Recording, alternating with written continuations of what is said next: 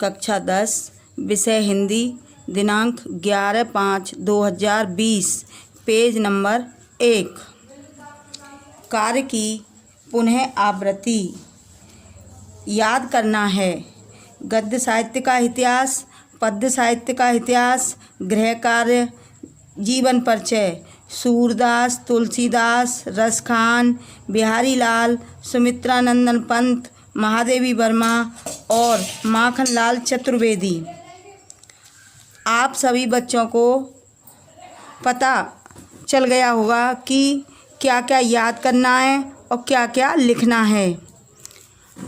आज हम आपको काव्य सौंदर्य के तत्व के विषय में पढ़ाएंगे, अर्थात काव्य सौंदर्य के तत्व के विषय में अध्ययन कराएंगे कि काव्य के सौंदर्य तत्व क्या क्या हैं। सबसे पहले हम रस का अध्ययन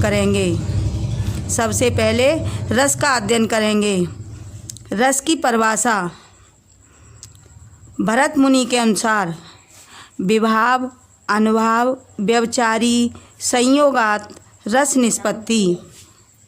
नंबर 2, रसस्यते असौ इति रसः, अर्थात जिसका आस्वादन किया जाए या चखा जाए उसे रस कहते हैं। परंतु साहित्य में काव्य को पढ़ने, सुनने या उस पर आधारित अभिनय देखने से जो आनंद प्राप्त होता है उसे रस कहते हैं। फिर से, रसस्यते असौ इति रसः, अर्थात जिसका आस्वादन किया जाए या चखा जाए उसे रस कहते हैं। परंतु साहित्य में काव्य को पढ़ने, सुनने या उस पर आधारित अभिनय देखने से जो आनंद प्राप्त होता है उसे रस कहते हैं। नंबर 3, आचार्यों के द्वारा रस काव्य की आत्मा है।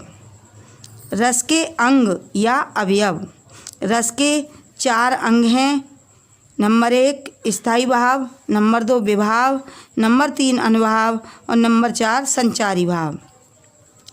स्थायी भाव के नाम। स्थायी भाव के 9 नाम हैं। नंबर 1 रति स्थायी भाव, हास्य स्थायी भाव, शोक, क्रोध, उत्साह, भय, जुगुप्सा, विस्मय, निर्वेद। विभाव 2 होते हैं। नंबर 1 आलम्बन विभाव और नंबर 2 उद्दीपन विभाव। अनुभाव 4 प्रकार का होता है। अनुभाव 4 प्रकार का होता है। नंबर 1 कायिक अनुभाव, नंबर 2 मानसिक अनुभाव, नंबर 3 आहार्य अनुभाव, नंबर 4 सात्विक अनुभाव। संचारी भाव की संख्या 33 होती है। शंका, निंद्रा, मद, आलस्य, दीनता, चिंता, मोह, स्मृति, धैर्य, लज्जा, चपलता, आवेग, हर्ष, गर्व, विषाद, उत्सुकता, उग्रता, त्रास, व्याधि, अपस्मार, ग्लानि, मति, मरण, अभित्था, जड़ता, विबोध, अमर्ष, असूया, वितर्क, निर्वेद, श्रम, स्वप्न, धृति आदि। रस के भेद। श्रृंगार, हास्य, करुण, वीर, रौद्र, भयानक। विवित्सा, अद्भुत, शान्तः च वात्सल्यः च रसा दश। पाठ्यक्रम के अनुसार पाठ्यक्रम में केवल 2 रस हैं, हास्य रस और करुण रस। हास्य रस किसी की आकृति, वेशभूषा, चेष्टा आदि को देखकर सहृदय में जो विनोद का भाव जागृत होता है, जो विनोद का भाव पैदा होता है, उसे हास्य रस कहा जाता है। यही हास्य जब विभाव, अनुभाव तथा संचारी भाव से पुष्ट हो जाता है तो उसे हास्य रस कहा जाता है।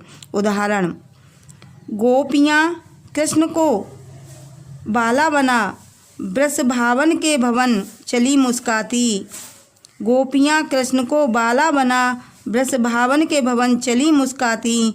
वहाँ उनको निज सजनी बता रही उसके गुणों को बतलाती।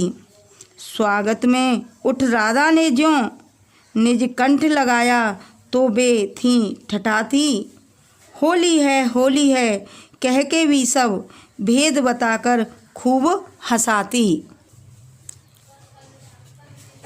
स्पष्टीकरण। कृष्ण का गोपी रूप धारण करना आलम्बन है तथा गोपियाँ आश्रय हैं। होली के त्यौहार का वातावरण उद्दीपन विभाव है। गोपियों का हंसना मुस्कराना कृष्ण की चेष्टाएं अनुभाव हैं तथा लज्जा हर्ष चपलता आदि संचारी भाव हैं। करुण रस प्रिय वस्तु तथा व्यक्ति के नाश या अनिष्ट से हृदय में उत्पन्न क्षोभ को करुण रस कहते हैं। शोक नामक स्थायी भाव विभाव अनुभाव तथा संचारी भाव के संयोग से करुण रस की निष्पत्ति होती है। उदाहरण। मण खोए भुजंग सी जननी, मण खोए भुजंग सी जननी, फनसा पटक रही थी शीश। अंधी आज बनाकर मुझको किया न्याय तुमने जगदीश।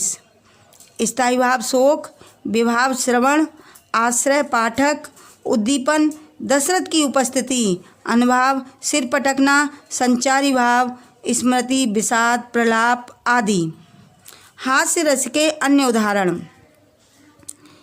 बिंदी के वासी उदासी तपोव्रतधारी महाविनु नार दुखारे। गौतम तीय तरे तुलसी सो कथा सुन भय मुनि वृंद सुखारे। हवे है शिला सब चंद्रमुखी पर से पद मंजुल कंज तिहारे। किनी भली रघुनायक जूं करुणा करे कानन को पगधारे। दूसरा उदाहरण। हंस हंस भाजय देख दूल्हे दिगंबर को।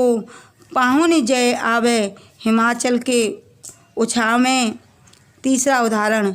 शीश पर गंगा हंसे भुजनी भुजंगा हंसे। हास ही को दंगा भयो नंगा के विवाह में। चौथा। नाना वाहन नाना वेशा बेहसे शिव समाज निज देखा। 5 मातई पितई औऋण भय नीके। गुर ऋण रहा सोच बड़ जी के। करुण रस के अन्य उदाहरण। अभी तो मुकुट बना था माथ हुए कल ही हल्दी के हाथ। खुले भी न थे लाज के बोल खिले थे चुम्बन शून्य कपोल। हाय रुक गया यही संसार बना सिंदूर अनल अंगार। बात हत लतका यह सुकुमार पड़ी है छिन्नाधार। दूसरा उदाहरण। कौरवों को श्राद्ध करने के लिए था कि रोने को चिता के सामने। शेष अब है रह गया कोई नहीं एक वृद्धा एक अंधे के सिवा। तीसरा उदाहरण। अत मलिन वृषभान कुमारी हर श्रित जल अंतर तन भीजे। ता लालच ना दुआवत सारी। चौथा उदाहरण। 14 कान कान कहे टेरत असुवन बहत पनारे।